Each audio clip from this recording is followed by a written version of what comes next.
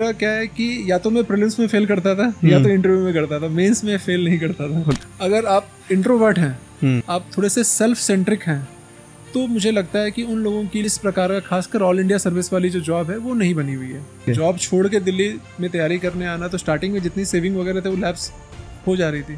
फिर घर से पैसे मांगना एक थोड़ा सा है ना कि आप 25-26 साल के हो गए हैं, तो वो भी एक बात दिमाग में रहती थी। कोई ऐसा स्ट्रक्चरल प्रैक्टिस है बुक्स को पढ़ना चाहिए? से पॉलिटी के लिए लक्ष्मीकांत हो गया, एक राजीव वहीद की किताब आती थी स्पेक्ट्रम मॉडर्न इंडिया की, इस तरह से एनसीईआरटी बहुत सारे हैं जिसको हम लोग पढ़ते हैं। आपको पसंद है नेचर के बीच में रहना? पसंद नहीं, बहुत पसंद है, मतलब I am really loving it.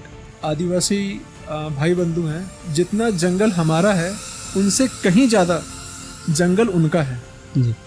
जितना हम लोग जंगल के बारे में जानते हैं उनसे कहीं ज़्यादा ट्रेडिशनल